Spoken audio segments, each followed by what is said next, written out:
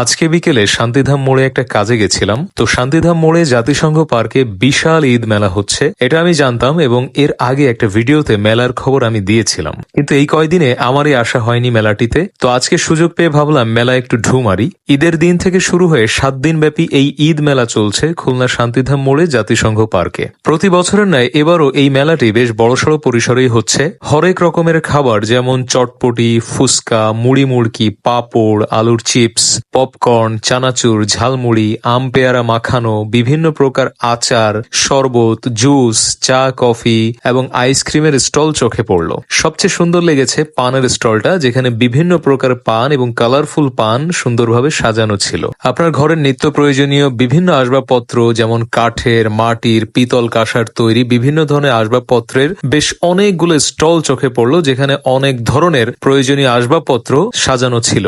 বাচ্চাদের অনেকগুলো খেলনার স্টল চোখে পড়ল। কিছু কিছু স্টলে মৃৎশিল্প, হস্তশিল্প, কুটির শিল্পের বিভিন্ন রকমের পণ্য চোখে পড়ল।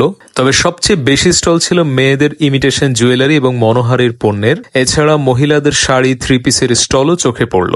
মেলায় আপনার নজর কাড়বে বাচ্চাদের বিভিন্ন ধরনের রাইড, যেমন নাগরদোলা, নৌকা, ঘোড়া, ট্রেন, জাম্পিং, স্লিপার ইত্যাদি সব মজার মজার রাইড দেখতে পাবেন। এবং বাচ্চাদের নিয়ে গেলে তারা নিশ্চিতভাবে এই সমস্ত রাইডে চড়তে চাইবে। অনেক ক্ষেত্রে বাচ্চা সহ বয়স্কদেরও দেখলাম এসব রাইড নিতে।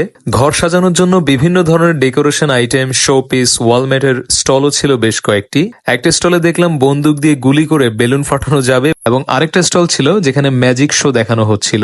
মেলার একটা কর্নারে একটা বইয়ের স্টলও চোখে পড়লো।